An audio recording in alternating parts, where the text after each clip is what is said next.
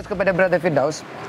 You are a renowned dakwah or propagator in Malaysia, and your job is to meet people on the ground, face to face. How do you look at this COVID-19 on your side to continue your work of dakwah? Because tadi saya dengar Brother Firdaus sebut salah satu 5 benda. Allah Ta'ala akan hantar raja yang zalim, Allah Ta'ala akan berhentikan hujan, Allah Ta'ala akan hantar penyakit yang kita tidak pernah dengar. Antaranya kerana kita tidak pernah fikirkan tentang orang lain. Kita telah berhentikan konteks amar ma'ruf nahi munkar. So, mungkin Ustaz sebagai seorang pendakwah, masjid dah ditutup, solat Jumaat sudah tiada, para penceramah, pendakwah bebas, peringkat nasib mereka tertutup. Dan tidak salah kalau saya nak mengatakan anda juga seorang pendakwah bebas. So bagaimana kita sebagai pendakwah-pendakwah ataupun mereka-mereka yang ingin membuat amar ma'ruf dalam situasi COVID-19 ini nak meneruskan perjuangan kita? Mungkin Brother Firdaus boleh kongsi. Baik, terima kasih Doktor. Selepas kita mendengar kupasan daripada coach dan juga soalan ni, bagaimana kita nak teruskan dakwah dalam keadaan perintah kawalan gerakan ini? Okey. Dan kita selalu perlu berjumpa dengan orang face to face dan sebagainya. Apa yang kita boleh buat, kita kena faham bahawa ada dalam kitab Al-Bidayah wa Nihayah di mana Imam Ibn Kathir mengatakan tentang, meriwayatkan tentang situasi wabak sebegini rupa, dan dikatakan bahawa ini wabak itu datang adalah kerana masyarakat telah meninggalkan amar ma'ruf nahi munkar. Maka pemerintah pada waktu itu telah menzahirkan untuk melakukan amar ma'ruf nahi munkar. Maka awan yang gelap tadi telah pun berlalu pergi, dan akhirnya alhamdulillah keadaan menjadi lebih baik. Maksudnya selama ini kita telah menganggap nak tak nak, mungkin yang dah terbiasa dengan saya akan tahu, cakap je lah, tapi kita cakap dengan kata yang baik-baik lah. Nak tak nak, kita seolah-olah telah menganggap dunia ini sebagai padang mahsyar, nafsi-nafsi. Aku engkau. Betul. Aku hidup suka hati, tapi dia lupa. Kalau dia seorang je pun tak best. Contoh kita datang shopping mall, selalu kita kata shopping mall ni biarlah tak ramai orang, tapi bila tu boring juga. Seorang kita. Kalau kita masuk kan, boring juga. Kita kalau sekarang ni kita nak jalan on the road, boring juga. Memang best, tak ada tu. Tapi bayangkan, ini bukan padang mahsyar, ini masih di dunia. Dan maksudnya kita selama ini telah meninggalkan amar ma'ruf nahi munkar, dan apa yang kita boleh buat sekarang ini? Kita fokus kepada solusi. Okey. Dakwah ini dia bukan sekadar kita nak kata apa, bercakap saja. Dakwah bilisan. Yes, betul. Wa ma asanu qawlan mimman da'a ila Allah. Siapakah yang lebih baik perkataannya daripada mereka yang menyeru kepada Allah? Dan kita kena faham, di saat PKB ini sekalipun, kita kena tetap meneruskan dakwah melalui social media kita. Tahu kenapa? Kerana tak kala kita berkurung, kita di kuarantin ini, mereka yang ateis, yang murtad, hatta yang liberal, mereka sedang menyebarkan racun-racun, kegelisahan, racun-racun, keraguan kepada masyarakat. Orang selama ni kata kami ni lah. Now you turn to science, you see, God cannot help you. Mereka kata begitu. Ya. Okay. Jadi, where's your God now? Where's your God now? Yeah. Okay. Oh my God lah. Tetapi kita perlu teruskan dengan dakwah-dakwah kita. Sebab itu saya selalu merayu kepada para asatizah kita, tolonglah, kalau nak buat live, buatlah betul-betul. Jangan cakap benda yang merepek. Bila cakap benda yang merepek, akhirnya kerana apa yang dia cakap, media pick up benda tu, dia cut. Lepas tu kata bodohnya agama Islam. Yes, betul. Kalau dia seorang kena, tak apa. Sekali-sekali dengan kita semua kena. Sekali-sekali dengan agama Islam kena. Tak berbaloi. Jangan kita nampak seperti akidah Jabariyah, tak apa, kita jangan takut corona. Jangan macam tu. Itu saya juga nak fokuskan juga nanti. Itu masalah. Jangan kita takut corona. Cuba kita hantar dia masuk dalam zoo. Itu pun makhluk Allah. Takut singa tak? Tak. Islam ni agama yang cukup komprehensif. Dakwah bilisan perlu diteruskan dengan kita terus bercakap, buat live dan sebagainya. Pastikan kita ada sumber-sumber yang sahih untuk disebarkan. Ada banyak lagi jenis dakwah. Kita kata dakwah bil media, dakwah bil kalam, tapi saya nak fokus dua benda ni, sahabat-sahabat semua. Iaitu dakwah bil mal. Pada waktu ini. Dakwah bil mal. Dengan amal kebajikan kita. Kita lihat, betul tadi macam coach sebut, takkan kita nak tunggu, oh bro sabar. Saya dah ada duit dah nak simpan untuk sedekah Ramadan tiap-tiap hari bro. Sebab Ramadan tu Nabi kan kata, Nabi kan bila dia tiba je bulan Ramadan, dia punya sedekah tu lebih luar biasa berbanding dengan bulan-bulan lain. Saya faham. And I totally agree with you. Not 100%, 200%. But my question to you, people who are hungry, they cannot last for 1 month. And I'm not talking about Muslim. I'm talking about anyone. Everyone. Muslim or non-Muslim. Yeah. They still have to eat. Bayangkan ada satu hadis dalam riwayat Bukhari. Nabi SAW mengatakan bahawa tentang seorang lelaki yang dalam perjalanan, dia terlalu dahaga, dia minum air, kemudian nampak seekor anjing pun lapar, dahaga. Dia ambilkan air untuk anjing itu, maka Nabi kata dia dapat pahala dan dia dapat masuk syurga. Maka sahabat rasa pelik, ya Rasulullah, bagi minum air dekat anjing pun dapat pahala. Nabi kata selagi mana engkau melakukan kebaikan untuk makhluk Allah Subhanahu Wa Taala, engkau akan dapat pahala. Allah. Nah, itu anjing. Itu anjing. Macam mana dengan sahabat kita, jiran kita? This is the time we as a Muslim, we rise up to the occasion. Barangkali insya-Allah dengan niat kita yang betul, insya-Allah dengan niat kita yang betul, walaupun ini bukan Ramadan, Allah boleh menggandakan pahala kita di atas sedekah kita melebihi bulan Ramadan itu sendiri. Betul. It is the time. Desperate situation deserve and need desperate measurement. Kita kata, bro, saya ada peluru, saya tak mau tembak dulu. Masalahnya singa tu dah datang. Kau nak pergi memburu kat sana. Memburu tu nanti, kau nak selamat dulu sekarang. Islam agama yang sangat dinamik, yang sangat progresif. The problem is, with us as a Muslim, we are a bit laid back. Kita kata, tak apa, sabar. Janji, aku ada reserve. Nak risau apa? Kita kata, benda yang kita tak perlu risau, kita pergi risau. Benda yang sepatutnya kita risau, kita tak risau. Apa yang saya kata tentang dakwah bil mal ini? Sahabat-sahabat, saya nak ingatkan, saya pernah cerita dalam ceramah saya, kalau bagi yang tak pernah dengar, tolong dengar. Manusia yang paling kaya sekarang ni lebih kurang $100 billion dunia. 100 over billion. Good. Jeff Bezos, 100 over billion. Very good. Tapi tahu tak, seorang sahabat Nabi, ketika dia meninggal, dia punya harta, kalau ikut currency sekarang, 6 times more than Jeff Bezos. 6 times. You are talking about 600 over billion. Siapa dia? Abdul Rahman Ibn Auf. Orang kata, oh Abdul Rahman Ibn Auf dia hebat, dia pandai meniaga, macam coach, okey lah, loaded lah nak bagi. No. Orang lupa. Dia ingat dia perlu jadi hartawan sebelum jadi dermawan. Tetapi nak jadi dermawan je lah, sebelum nak jadi hartawan, you kena jadi dermawan. Betul. If you do not build a habit when you have nothing, so what make you think you can become suddenly seorang yang sangat suka bagi derma bila you have something? When you have nothing, when you give, that is the best gift. Yes, true. When you have something, kalau you ada billion, 1 million, you bagi 100, apa dia? tak ada apa, celah gigi je. But when you yourself are in need, but you look at somebody else who are more in need than you yourself are coward, you bagi kat dia, itu barangkali lebih RM10 yang kamu bagi, barangkali lebih bernilai daripada seorang yang ada harta berjuta yang bagi RM1,000, RM10,000. Yes. It is the intention. Now, looking at this, okay, pada waktu itu, Abdul Rahman Ibn Auf, orang kata dia seorang peniaga yang hebat. Tapi tahu tak, dia orang yang bertakwa, dia jadi sangat kaya kerana dia suka sedekah. Ketika dia meninggal, dikatakan dia ada 3.1 bilion dinar emas.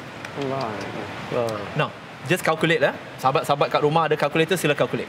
Saya calculate sekali kat sini. 3.1 billion darab dengan 1 dinar tu bersama dengan 4.25 gram emas. Dan 1 gram emas lebih kurang sekarang $50. $50 lebih kurang dalam 200 lebih ringgit. Okay? We are talking about that. You calculate that, you will get over 600, close to 620 billion dollar today currency. Kalau Malaysia punya duit, maksudnya 2.5 trillion ringgit. Betul? Dan waktu itu dia bukan Amazon. Trillion. Dia hanya setakat buat bisnes di sekitar Arab. Bukan global business like now. Tetapi, you see, dia punya semangat ni, saya nak kongsi dengan sahabat-sahabat, this is the time you give. We will give. We should give. The more we give, waktu inilah kita nak tengok allazina yu'minuna bighaib. Sama ada kita ni betul-betul tak golongan yang benar-benar beriman dengan kata-kata Allah, itu mereka yang beriman dengan benda-benda yang ghaib. This is not the time to save. Yes, you should save, Tetapi the time you give, the more you give, the more Allah will give. Ya. Abdurrahman ibn Auf radhiyallahu an, dia dapat keuntungan satu peti emas. Dia menangis. Kita menangis kegembiraan. Dia menangis, isteri dia tanya, "Wahai suamiku, kenapa?" Dia kata, "Allah bagi aku ni. Macam mana kalau Allah tanya aku macam mana aku guna duit ni?" Ya. Nah, alhamdulillah isteri dia beriman. Alhamdulillah, harap-harap isteri kita tak macam tu. Kalau isteri kita nampak kita ada satu peti emas, bang, jom kita pergi beli apa? Beli macam-macam lah. Beli tudung yang ada kristal Swarovski. Masya Allah. Tapi isteri Abdurrahman ibn Auf beriman.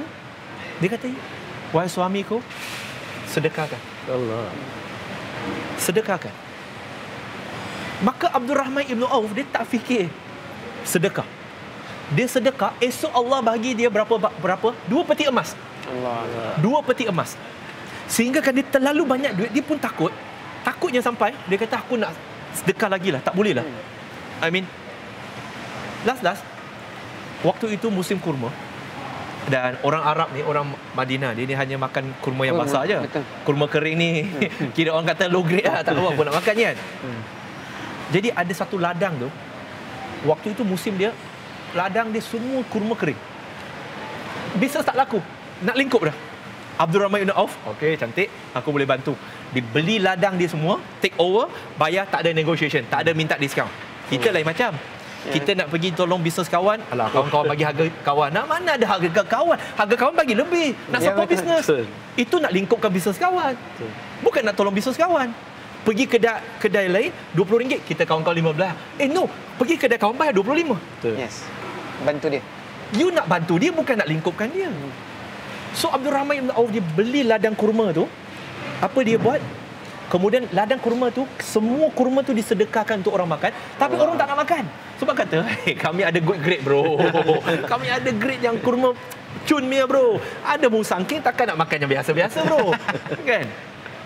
Lalas, macam rugi dah. InsyaAllah, Allah tak akan mensia-siakan segala niat kita nak membantu orang kerana Allah Subhanahu Wa Taala. Waktu itu di Yaman, mereka ada penyakit. Dan penyakit itu, ubatnya satu je. Tak ada ubat lain. Kurma kering. Oh, Masya Allah. Maka pedagang-pedagang daripada Yaman datang nak cari kurma kering. Betul. Mereka jumpa dengan peniaga-peniaga ladang kurma ni. Kata, korang ada jual? Come on lah, itu lower grade lah. Kami mana ada, kami punya good grade bro. Kami musangking je. Tapi dia, kejap-kejap. Ada seorang. Hanya seorang ni je ada. Siapa yang ada? Abdurrahman ibn Auf. Niat asal dia nak bersedekah. Dia nak bagi. Kemudian orang dari Yaman tu beli kurma daripada ladang dia yang kering tu, yang orang kata tak nak makan. Digandakan lagi harta dia. Dakwah bil mal, sahabat-sahabat. Dakwah bil mal ni kita perlu buat sekarang. Sekarang ini siapa yang terfikir nak pergi beli baju? Come on. Tak ada. Tak ada, you fikir nak makan. You fikir you nak makan, orang lain pun fikir nak makan. Tapi kena fikir ada orang tak makan. Kita mungkin satu hari makan 5 kali, ada orang dia dapat sehari sekali pun, alhamdulillah. Macam mana? This is the best time sahabat-sahabat. Saya tak ada share, Coach ni pun saya baru jumpa second time. Okey. Saya datang ke sini bukan setakat nak buat live, nak bantu dan sebagainya. Sebab saya percaya saya tak boleh duduk rumah. Sebab saya percaya kat luar tu masih ada orang. Saya bukan nak tunjuk hero. Moga Allah sucikan keikhlasan hati kita. Tapi sahabat-sahabat, ramai di luar. Setahu saya tadi saya bercakap dengan Coach Fazil, hampir permohonan B40 untuk dapatkan makanan. Minta kami makanan dah habis, susu dah habis. Hampir 9,000, 10,000 dah pemohon. Yang boleh diberi hanya setakat apa yang dana yang boleh bagi. And this is the best time untuk kita bagi. Kita kat rumah online transfer. Saya bukan transfer ke akaun saya. Duit tu akan diberikan kepada mereka untuk beli barang dan kemudian akan disalurkan secara percuma kepada mereka. Tuan-tuan dan puan-puan, bayangkan setiap darah daging yang tumbuh hasil daripada sumbangan kita, Allah akan bagi pahala kepada kita. Bayangkan berapa yang kita boleh bantu. Mungkin RM10 bagi kita nothing. Bagi yang masih merokok, RM10 tu kadang-kadang satu kotak pun tak cukup. Lebih mahal kan RM20 kan satu kotak. Tapi that RM10 you multiply dengan sekarang saya tengok yang sedang tengok live ni, okay, close to 300, dekat sini few hundred. Masya Allah. Kalau yang tengok dekat followers kami ni, should be around 500,000 people. Kalau just kata Coach tak mau kata banyak lah. 10%, 50,000. Each of you give 10 ringgit. You get 500,000. Berapa banyak you boleh feed? And stok ni bukan bagi satu makan satu hari. Yang akan diberikan adalah B40 ni, kita bagi makanan kepada mereka insya-Allah 2 minggu. Lepas 2 minggu kita kena fikir. Tapi dulu apa? Jalan dulu. So waktu ini, dan kena faham sebelum ada pihak liberal ni nak fitnah kita, sumbangan ini bukan hanya diberikan kepada Muslim saja. Yes, No, kepada sumbangan ini diberikan kepada siapa? Acong ke, Mutu ke, Akau ke, siapa dia. Selagi dia manusia, kita bagi. Anjing, kucing, lapar pun kita bagi. No problem. Yang penting sekarang, sahabat-sahabat yang disayangi dan dikasihi oleh Allah Subhanahu Wa Taala, saya seru anda jangan off live ini sehingga anda pergi ke online banking anda untuk buat sumbangan. Bukan sumbangan, sorry, saya tukar. Pelaburan akhirat. Ya, betul. Because Lepas pelaburan, you will get something back. Dan Allah Subhanahu, kalau janji manusia, janji coach bisnes ni kita pun boleh percaya bayar beratus ribu untuk coaching. Takkan janji Allah kita tak boleh nak percaya. Dan Allah akan bayar balik lebih baik daripada itu. Barangkali dengan asbab kita bersedekah, dijauhkan ahli keluarga kita daripada COVID-19. Amin. Asbab daripada sedekah kita, diberikan kesihatan kepada kita. Asbab daripada ini, Allah kurniakan keberkatan kepada masa kita untuk lebih banyak beribadah. Maka saya seru, bukan sahaja anda yang buat online banking, tapi anda share, seru, send dalam WhatsApp group anda, suruh setiap kawan anda kalau boleh RM5, RM10 setiap seorang, insya-Allah. Dengan itu harap-harap kita menjadi asbab. Dan insya-Allah, yang ni saya tak bincang dengan coach sebenarnya. Saya tak cakap dengan dia pun.